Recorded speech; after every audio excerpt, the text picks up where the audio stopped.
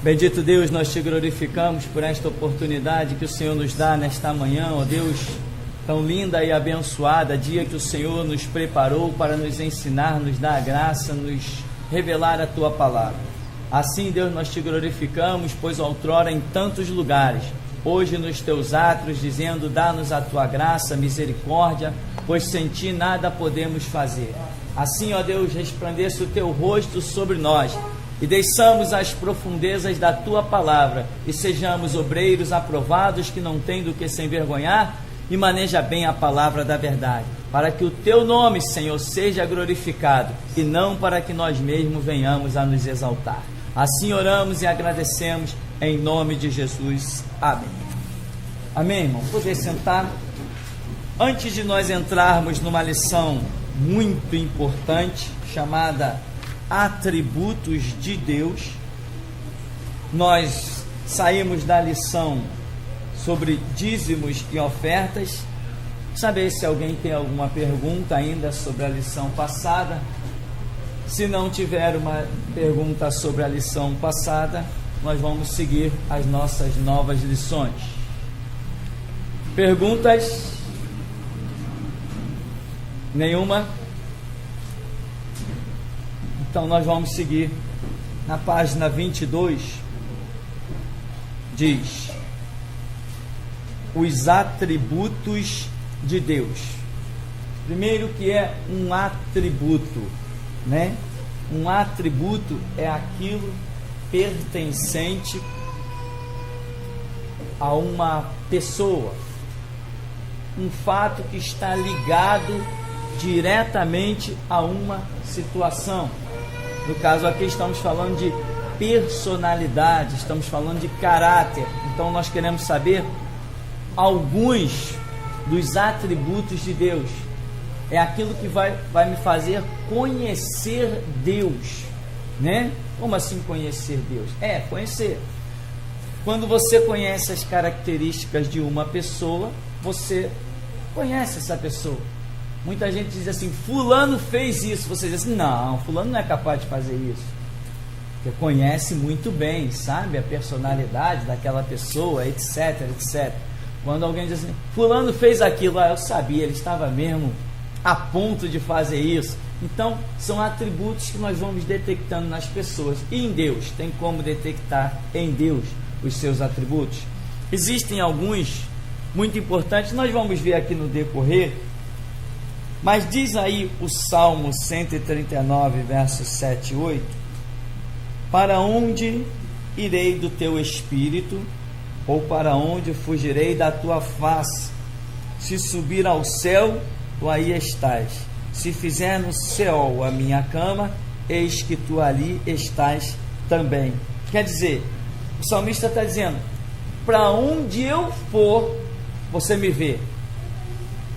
Aí tem um atributo de Deus chamado o quê? Onipresença, né? Aonde eu for, está falando de lugar. Aonde eu for, Deus também está. E está sem se mover do lugar dele. Isso é um atributo chamado onipresença. O que eu fizer, imagina hoje o planeta Terra. Quantas pessoas existem no planeta Terra? 6 bilhões e não sei quantos, né? Imagine nesta hora que cada pessoa no próximo segundo estará cometendo uma ação. E eu vou te afirmar que esses bilhões de pessoas sobre o planeta Terra, no próximo segundo, Deus sabe todas as ações que cada uma dessas pessoas individualmente vai praticar. Deus sabe o que cada uma dessas pessoas individualmente irá pensar daqui a 1 segundo, a 10 segundos ou daqui a 10 anos. Isto é algo completamente fora do normal, completamente fora do entendimento de um ser humano. Imagina os bilhões de pessoas e Deus falar assim, eu sei quantos fios de cabelo existem na cabeça de todos os seres humanos juntos. Só Ele tem esse número. Entende isso? São atributos da personalidade de Deus. São coisas que fazem parte da sua onisciência, a sua capacidade de saber todas as coisas. Deus pode fazer ou impedir que seja feito qualquer coisa daqui para frente. Deus pode mudar um passado. Mudar no passado? Não, não é possível mudar no passado. É possível mudar no passado? Para Deus é, para nós não. Para Deus é possível mudar o passado. Isso é a sua onipotência. Ele pode todas as coisas. Muitas vezes isso não entra na cabeça de muita gente. Não, Deus mudar o passado? Não pode. Como que Deus vai mudar o passado? Aconteceu, aconteceu. Não. A Bíblia diz que todas as coisas estão nuas e patentes diante dos olhos de Deus. Tanto o passado, quanto o presente, quanto o futuro. Já está diante de Deus o futuro. E o passado também. Quantas pessoas curadas de traumas? O que é um trauma? O trauma foi uma ação que ocorreu na vida da pessoa em um passado, não é em outras vidas, na vida presente, né? Esse papo de outras vidas é para os espíritas que não conhecem a verdade. Então, aconteceu alguma coisa há 10 anos na vida de uma pessoa, ela foi traumatizada. E eu já vi operações de Deus em que Deus arrebata os sentidos da pessoa ao passado de 10 anos e atrás de volta com uma nova operação. Isso prova que Deus pode operar no passado. É a forma dele operar para curar de traumas. Então, atributos de Deus é aquilo que está ligado, em especial, à personalidade de Deus. Na sequência nós temos: a Bíblia não procura comprovar que Deus existe. Em vez disso, ela declara a sua existência e apresenta numerosos atributos seus. Muitos desses atributos são exclusivos dele. Como em Deus, outros existem em parte no ser humano, pelo fato de ter sido criado à imagem de Deus, né? Aquilo que nós chamamos imagem e semelhança de Deus. Mas um detalhe importante é quando a Bíblia, quando diz assim: a Bíblia não procura comprovar que Deus existe. A Bíblia é um livro que ela é tão tremendo, tão especial, que ela demonstra simplesmente Deus agindo, Deus se manifestando, e nunca Deus se preocupando em chegar ao ser humano e bater no peito e dizer assim: ó, estou eu aqui, eu sou Deus, eu existo. Primeiro, que quando Deus criou o homem, já colocou dentro do homem esse sentimento de que existe alguém acima dele. Isso já está dentro do ser humano. Não existe necessidade de Deus bater no peito e dizer: eu sou Deus, eu estou aqui.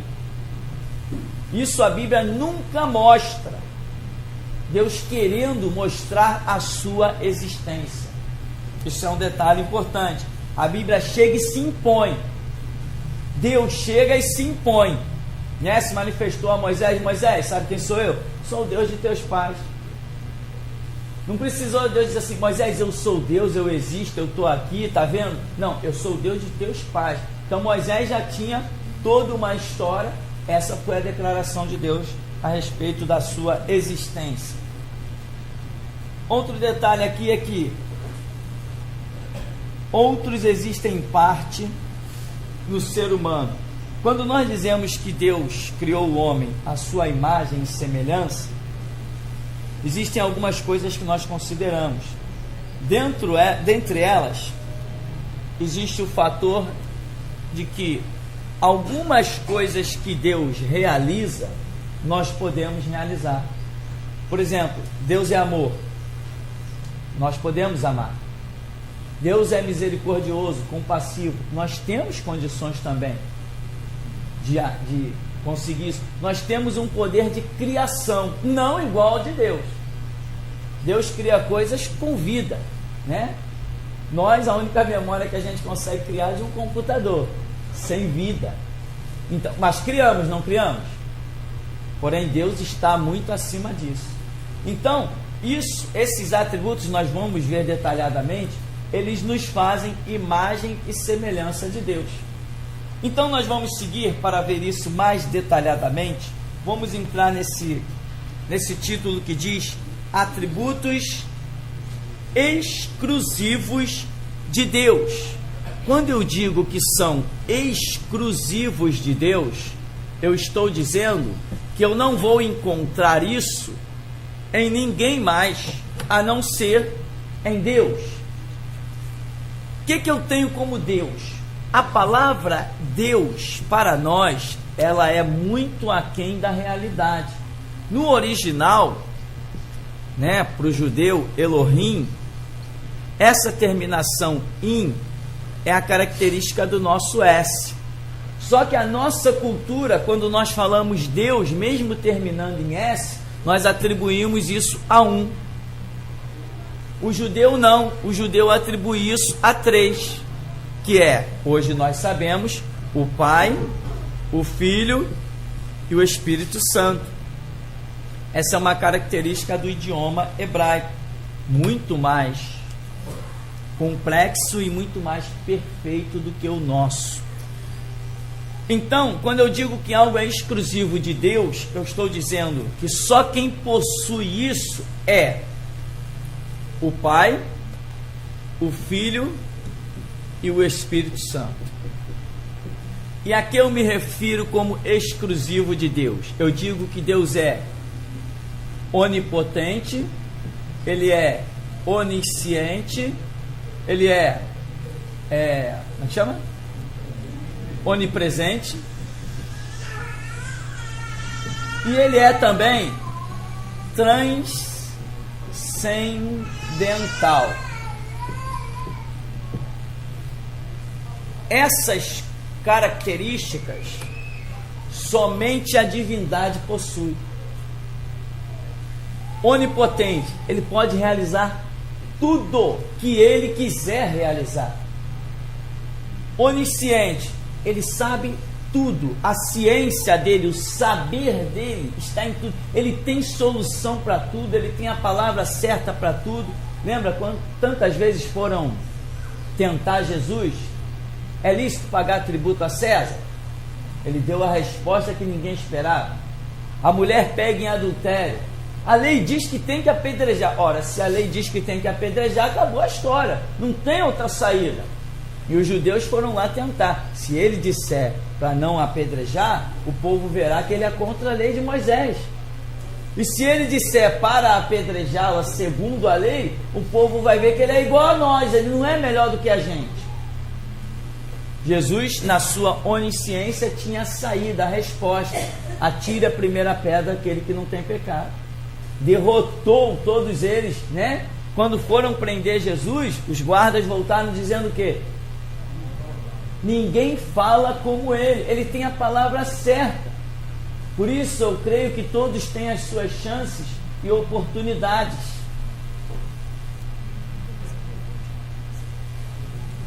Todos têm a sua oportunidade. Então, Deus consegue tocar o coração de alguém com uma música mundana, se aquele é o caminho que Ele tem. Deus consegue tocar o coração de alguém que passou no meio da rua, ouviu uma igreja, uma música evangélica. Qualquer situação Deus consegue. Ele tem a onisciência.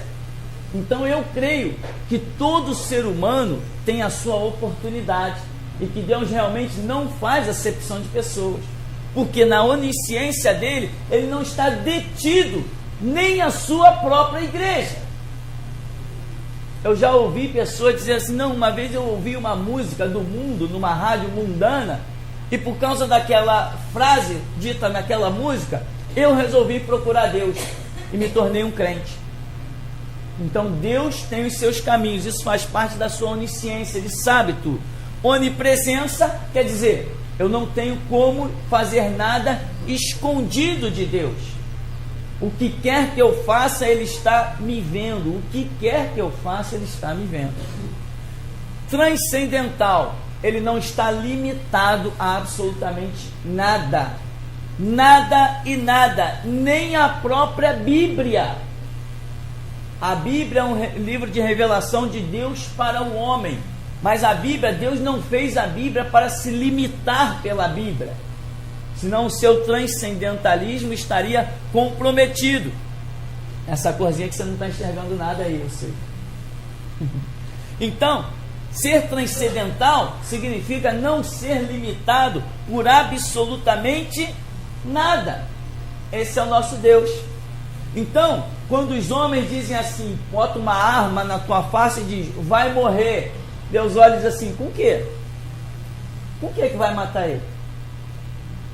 Se Deus não determinou aquela situação para você, ela diante de Deus, ela inexiste. O transcendentalismo de Deus faz uma arma deixar de existir, faz a melhor arma do mundo falhar, tudo isso nós sabemos por aí. Faz uma bala atravessar o seu corpo e você nem sentir ela. Eu tenho testemunhos de pessoas próximas. Então, ser transcendental significa não estar limitado a nada. O homem nunca jamais poderá frustrar um plano de Deus. Invente o homem o que quiser inventar, faça o que quiser fazer. A única coisa que limita o plano de Deus é quando Deus não encontra servos para realizar a sua obra. Se ele não encontrar servos para realizar a sua obra, aí ele vai por o que disse o anjo ao profeta Daniel. Ele é obrigado a mudar os tempos e as estações até que apareça um servo que cumpra aquele seu propósito. A única coisa que atrapalha a obra de Deus é a falta de obreiros. Só isso. Mas o ímpio, o diabo, Deus olha pela frente e não vê obstáculo. Não vê ímpio, não vê diabo. Então, onisciência, onipotência, onipresença, transcendentalismo são atributos exclusivos do Pai, do Filho e do Espírito Santo, né? E o diabo, onde ele entra nessa história? Simplesmente ele não entra. O diabo não tem nenhum desses atributos. Isso aqui é poder. O diabo não tem poder. O diabo tem uma força de indução. O diabo ele consegue falar a mente do ser humano por uma pressão, por uma força de indução. Não é poder. O diabo não consegue fazer uma pessoa cometer ações por poder. Ele faz por indução. Tipo, ele vai falando na mente de uma pessoa, ele oprime a pessoa e começa a falar, olha, se joga do prédio, se joga do prédio, se joga do prédio. A pessoa começa a ouvir aquela voz e começa a ver os problemas à sua volta, e ele vai oprimindo, até que chega uma hora que a pessoa pula. Isso não é poder, é uma força de indução. É o que no espiritismo eles, sem saber, chamam de encosto. O que é o encosto? Existe uma possessão demoníaca e existe realmente o chamado encosto. A possessão é quando o demônio está, vamos assim dizer, dentro da pessoa. Ele consegue mover, neutralizar a própria pessoa. Ele age com o corpo da pessoa, transforma a pessoa numa marionete. Isso é uma possessão. Mas tem pessoas que sentem aquela constante dor de cabeça, sentem uma constante dor não sei aonde, sente sempre oprimida por um monte de coisa, e às vezes a pessoa vai numa igreja evangélica e todo mundo ora e não tem nenhuma manifestação demoníaca, mas são sintomas claros de possessão. Mas não é possessão. O demônio não está possuindo, ele está próximo, está rodeando aquela pessoa, está influenciando aquela pessoa. Isso não é onisciência, nem onipotência, nem onipresença, nem transcendentalismo. Isso aqui é atributo exclusivo da divindade. Isso aqui são coisas que Deus age, lá sentado no seu trono, ele opera todas as coisas. O diabo não. O diabo não pode estar em mais de um lugar ao mesmo tempo. Se Satanás nesse momento está em algum lugar, ele está exclusivamente naquele lugar. Os demônios, se eles estão num lugar, eles estão exclusivamente naquele lugar. Nenhum demônio consegue saber o que está acontecendo do outro lado do mundo, ou na próxima esquina ali. Se ele estiver naquela esquina lá embaixo, ele não sabe o que está acontecendo naquela esquina lá em cima. Um dia entrou aqui um diácono de uma Assembleia de Deus, depois de uma pregação. Eu estava ouvindo ele conversando com alguns irmãos, e ele dizia: porque, irmão, o diabo não é onisciente, não é onipresente, mas o diabo é onipotente. Quer dizer, onipotente, quer dizer, o diabo pode todas as coisas? Não, jamais. Isso é atributo exclusivo da divindade. O Pai, o Filho e o Espírito Santo podem tudo. Algumas coisas o diabo pode, atravessar uma parede, mas isso é de menos, isso é coisa, como se diria, café pequeno. O diabo pode realizar algumas coisas que para alguns pode parecer poder, mas na verdade não é poder. No Espiritismo se vê muitos sinais, em alguns segmentos do Espiritismo. Tem o Espiritismo científico, onde as pessoas se trancam numa sala e de repente uma fumaça entra na sala e aquela fumaça toma uma forma corpórea, ou de uma mulher ou de um homem, e ali começa a dar consulta para aquelas pessoas. É um sinal terrível, né? Quem vê isso fica prisioneiro, não sabe que está sendo escravizado pelo diabo. Não deixa de ser um sinal, mas é um sinal que não tem nada a ver com a onipotência, nem com a onipresença, nem com a onisciência de Deus, nem com o transcendentalismo de Deus. É um tipo de transcendentalismo esse que o diabo faz? É atravessar uma parede, flutuar, fazer bruxos, feiticeiros flutuar? É um tipo de transcendentalismo, mas não se equipara ao que Deus é. Então você tem aí depois, para dar uma lidinha com cuidado, Deus é onisciente, Ele sabe todas as coisas. Deus é onipotente, Ele é o Todo-Poderoso, detém toda a autoridade, enfim, Ele sabe tudo. Deus é transcendental, Ele é diferente, independente da sua criação. Nós vamos falar sobre isso. E lá em cima, Deus é onipresente. Aqui nesse quarto item que diz que Deus é transcendental, nós precisamos entender muito bem isso. Por exemplo, quem criou o homem? Deus. Mas Deus não é homem. A própria Escritura diz o quê? Deus não é homem para que minta, nem filho de homem para que se arrependa. Deus criou o homem, mas Deus não é homem. Ele criou o homem. Deus criou as árvores, mas não é árvore. Criou o vento, mas ele não é vento. Existe uma doutrina meio espírita e esotérica chamada panteísmo, que diz que Deus é tudo. Deus é o vento, Deus é os rios, Deus é a terra, Deus é o ar, Deus é tudo. Deus é homem, Deus é mulher. Não, ao contrário. O nosso Deus não é nada do que nós vemos. Ele está acima, isso é, ele transcende a sua própria criação. Semelhantemente, o homem criou uma geladeira, mas ele é uma geladeira? O homem criou um computador, mas ele é um computador? Não. O homem consegue confeccionar arranha-céus, prédios imensos, televisão, videocassete, mas o homem é isso que ele criou? Ele está muito acima disso? Totalmente. Assim é Deus. Criou o homem, criou todas essas coisas, mas ele está muito acima de tudo isso. Isso é ser transcendental. Isso também significa que você não pode, de forma alguma, limitar Deus. Deus tem um poder tão tremendo que Ele consegue trocar o seu coração sem você nem sentir que foi trocado. Ele troca todo o sangue do seu corpo e você nem percebeu. Se não fizer um exame, tu nem vai saber. Ele troca um osso, ele troca toda a tua estrutura óssea, sem você nem se dar conta do milagre. Ele te livra no teu caminho, sem você perceber que ele mudou o teu caminho. Ele nada limita ele. nada o pode enquadrar numa situação. Isso é o transcendentalismo de Deus. As pessoas que têm medo, elas ainda não conhecem esses atributos importantíssimos de Deus. Tem pessoas que ligam para cá e dizem assim: a igreja no morro é perigoso. Não conhece Deus.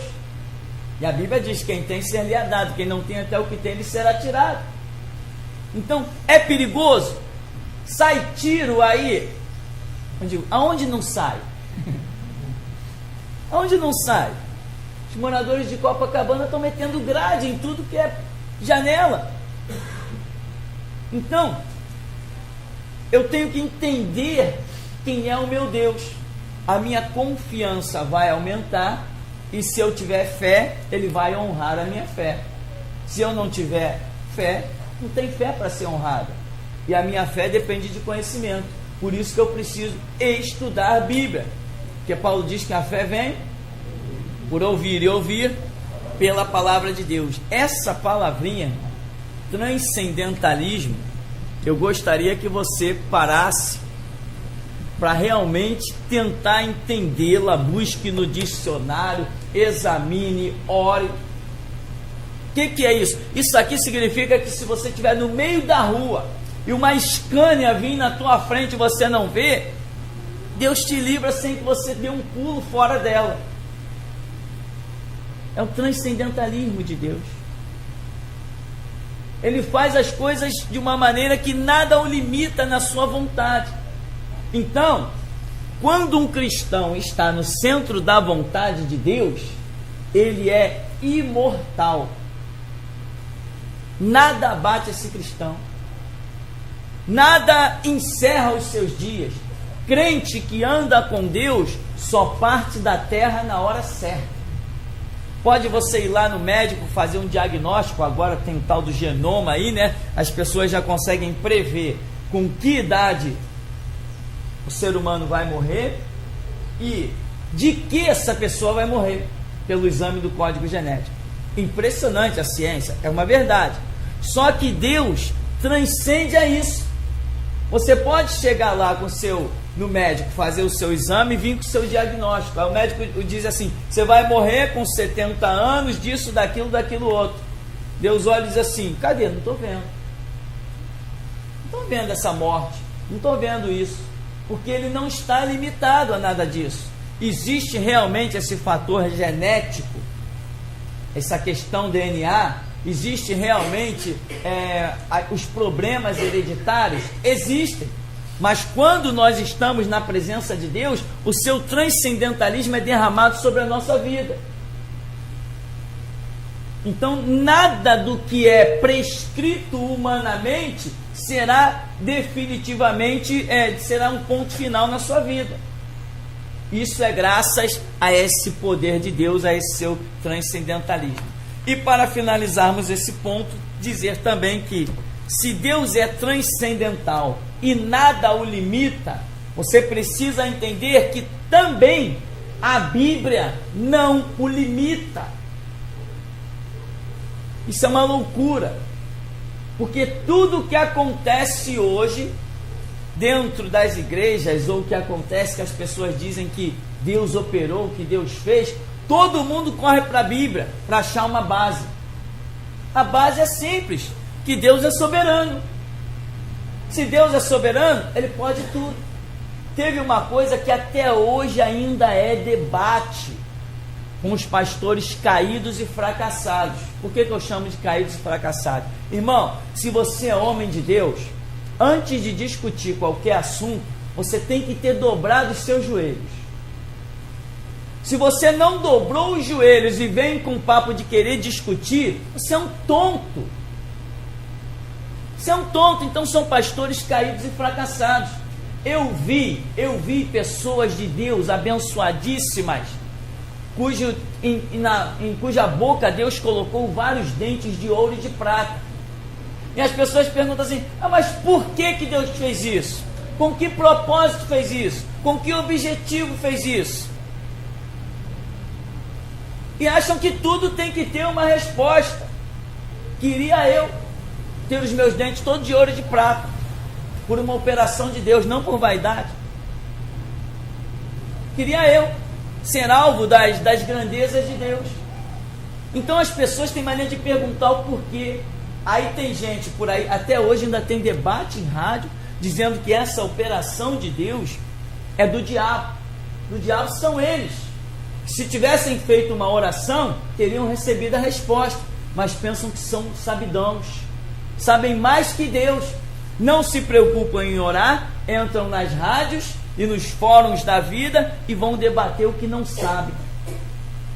Deus opera, né? O que é mais difícil para Deus? Fazer uma transfusão de sangue, curar um coração ou colocar um dente de ouro na boca de uma pessoa? Quantas coisas Deus tem feito e nem nos tem participado? Ou você acha que tudo que Deus fez na sua vida você sabe? A Bíblia não diz que Ele opera além do que pedimos ou pensamos? Ora, se Deus opera além daquilo que eu possa pensar, então significa que isso nunca foi revelado. Quando eu leio alguma coisa na Bíblia, eu penso sobre aquilo. Mas se a própria Escritura me adverte que Deus opera além do que eu possa pedir ou pensar, então significa que isso que além do que eu pense, então não está escrito na Bíblia. Porque se tivesse escrito na Bíblia, eu lendo, pensaria. Mas a Bíblia diz que Ele opera além do que eu penso. Aí entra o quê? A fé. A fé que faz a operação de Deus ser além daquilo que você possa pensar. Então fica aquelas pessoas assim: eu queria tanto ir aí na igreja, mas eu comecei a subir a Rua Sara, eu fiquei com medo e voltei. O que essa pessoa vem fazer aqui? Não tem espaço para ela aqui. Aqui não tem espaço para quem tem medo. Pessoas ouvem a rádio 6 meses, 1 ano, ainda não tem coragem de subir um morro. Como é que Deus vai depois contar com essa pessoa? Diz assim, vai levar uma palavra lá em tal lugar, vai dizer, não, lá eu não vou. Não vou. Tenho medo. Quem tem medo não conhece Deus. Deus é transcendental. A Bíblia diz que Deus é o nosso refúgio e fortaleza. Então quer dizer que eu estou garantido. Estou seguro. Pode apontar e mandar apertar o gatilho, não pode? Se eu estou na fortaleza de Deus, então são detalhes assim que vão mostrando que as pessoas passearam dentro das igrejas, continuam medrosas, Deus não vai contar com elas para nada. Quando vier a primeira tribulação, ela vai pular fora, vai procurar outro caminho, e nós estamos aqui para entender de Deus e podermos seguir adiante. O verdadeiro amor lança fora todo medo. É uma expressão interessante que a Escritura diz. Mas as pessoas ainda não conheceram o verdadeiro amor. Não, Deus me ama, mas quando vem uma situação difícil, esquece logo que Deus ama. Vai bater na porta do primeiro vizinho, vai recorrer a qualquer coisa natural e não ao espiritual. Igreja verdadeira, irmão, é aquela que recorre ao espiritual, amém? E busca a direção de Deus. Então ficam essas 4 nomenclaturas: onipresente, onisciente, onipotente, transcendental. Coisas que são exclusivas da personalidade da divindade. Ninguém mais possui isso, né? Você pode ir lá nos terreiros, como ouvir as pessoas invocando os seus 500 Exus, os seus 700 Exus, toda a linha dos pretos velhos. Não adianta, eles não podem nada. Eles são totalmente ilimitados. Quem é ilimitado é o nosso Deus, né? Você vê aí operações em que as pessoas contam de terreiros, operações tremendas, vamos assim dizer, conversa fiada. Aquilo ali o diabo operou porque era uma coisa simples. Pessoas que dão testemunho de curas no espiritismo. A cura existiu? Sim, a cura existiu. Por quê? Foi forjada pelo próprio diabo. A enfermidade era dele, ele deu um jeito, tirou a enfermidade e botou a cura. Tem demônios que causam enfermidade. Aí existe aquilo que nós chamamos de pacto, né? O pacto dos cavaleiros. Um demônio vai lá acompanhando uma pessoa com uma enfermidade. Chega lá, um demônio-chefe diz para ele sair, a pessoa fica curada, entrega a vida ali. Essas operações não se comparam ao transcendentalismo de Deus. Jesus, depois de ressuscitar, ele, em corpo, passou pela parede, não passou? E foi dentro da casa? Isso é um transcendentalismo. Isso é um transcendentalismo de Deus. O que mais que você tem como exemplo? A ressurreição. O diabo pode ressuscitar alguém? Sem chance. O diabo não ressuscita ninguém.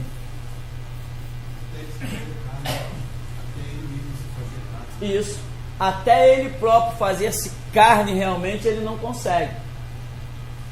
Você vê que a grande ânsia do diabo é possuir alguém para poder, através deste corpo possuído, deixar as suas doutrinas, as suas mentiras. Você vê que um grande instrumento do diabo foi Chico Xavier. Deixou inúmeras coisas escritas, bibliotecas inteiras escritas, psicografadas por Chico Xavier. Hoje tem peças de teatro, tem novelas psicografadas por Chico Xavier, e o diabo está por aí fazendo a festa.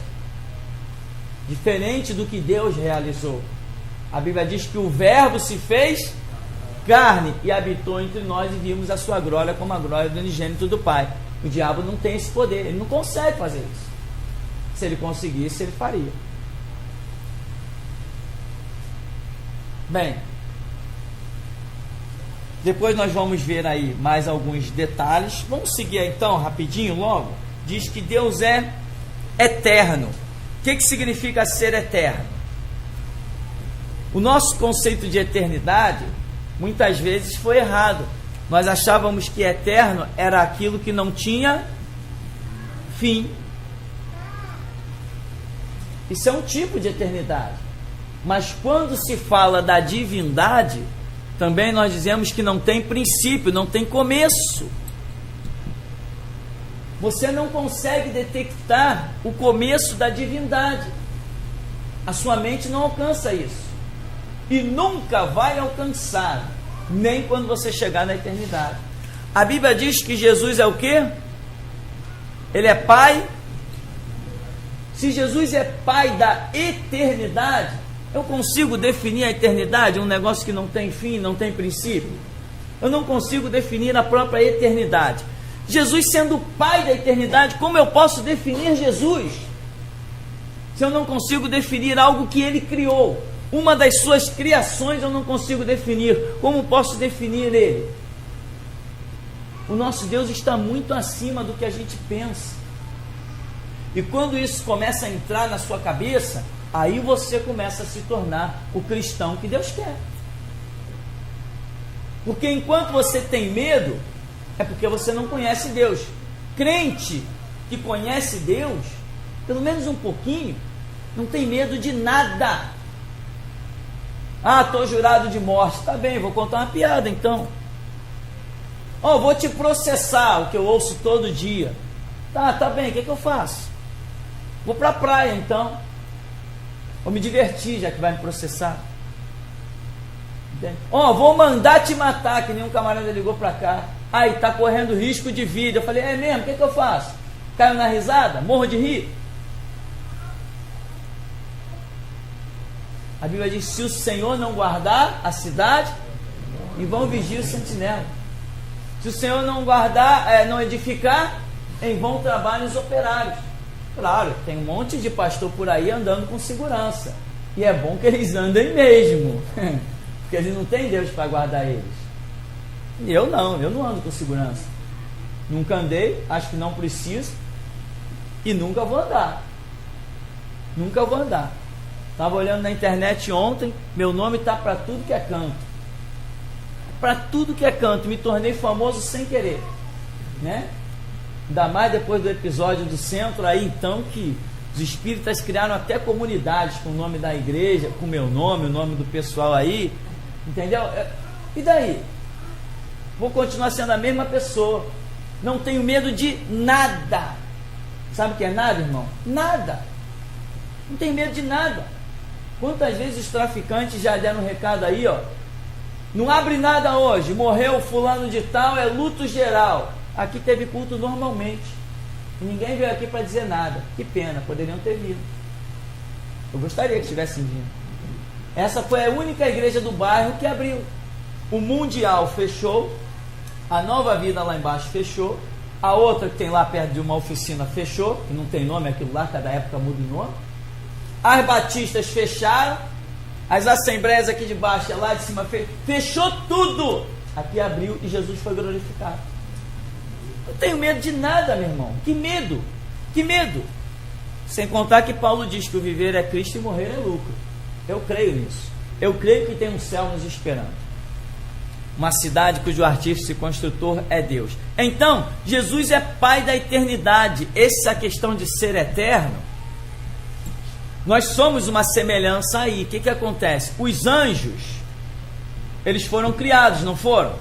Eles tiveram um princípio e são eternos. O homem também teve um princípio, foi criado, passou a ser eterno.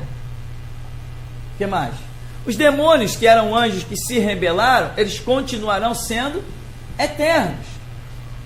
Todo ser que Deus criou nos dá a entender que são eternos, com exceção, a menos que uma revelação nova surja, com exceção dos animais. A Bíblia nos dá a entender que os anjos, o homem e até os anjos caídos, os demônios, nunca deixarão de existir. Um dia, os salvos estarão com Deus eternamente e os perdidos estarão no inferno e lago de enxofre eternamente. Nunca deixarão de existir. Sofrerão eternamente. E os salvos terão gozo, a plenitude de Deus eternamente. Somos eternos, biblicamente isso é fato consumado.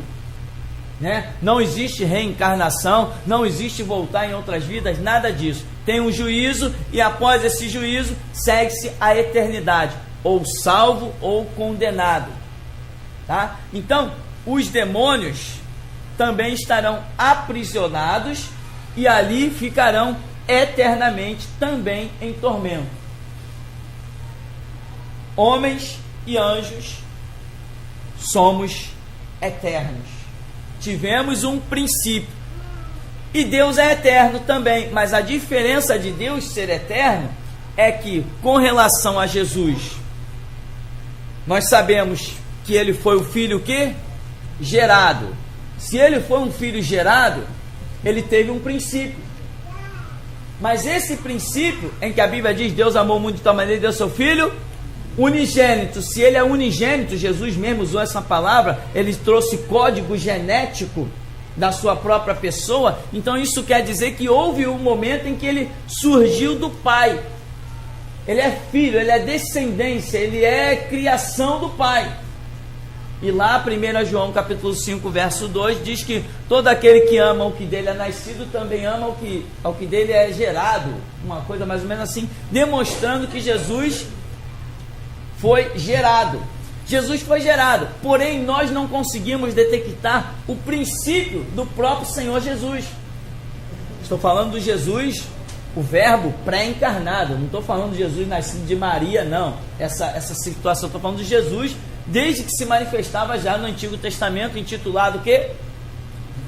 O anjo do Senhor. Então, esse Jesus nós não conseguimos detectar, porque ele próprio, mesmo tendo sido gerado num tempo em que nós não jamais conseguiremos determinar, esse Jesus é Pai da eternidade, algo que não tem para nós nem princípio e nem fim. Então não conseguimos detectar Jesus. E o Pai então, nem se fala. As pessoas têm a mania, porque a mente humana ela é condicionada às coisas. Nós vivemos num mundo condicionado a que tudo tem que ter um princípio, um meio e talvez um fim. Isso é o que a nossa mente foi adestrada no mundo que nós vivemos. E as pessoas dizem assim, não é possível Deus existir. Quem criou Deus? Essa é a grande pergunta que se faz ainda. Não, ninguém criou Deus. E a mente humana, às vezes, entra em colapso quando ela quer determinar o ponto de existência de Deus. Não, ninguém criou Deus. Em teologia nós costumamos dizer que Deus se autocriou. E dizemos que Deus é espírito incriado, infinitamente perfeito. Uma nomenclatura que certamente fica aquém da realidade, pois Deus é transcendental, nunca a mente humana poderá definir Deus. Mas já é um colapso na nossa mente, que ele é incriado e infinitamente perfeito. Então, nós, seres humanos, temos, porque a nossa mente, tudo para nós é a partir de um princípio visível, nós temos o grande problema de nos relacionarmos com esta eternidade de Deus. Ou aceitamos isso pela fé, que de Deus procede todas as coisas, não existe ninguém acima dele, ele é Senhor e soberano. Se ele é soberano, não tem ninguém acima dele. Nós temos que simplesmente aceitar isso pela fé, e vemos a sua operação na Escritura, vemos a sua operação na nossa vida, enfim, aí está Deus em nosso meio. Agora, se eu quiser descobrir aonde Deus começou, seria bom primeiro tentar descobrir aonde eu mesmo comecei. Amém? Vamos dar uma paradinha em nome de Jesus, daqui a pouco a gente volta então.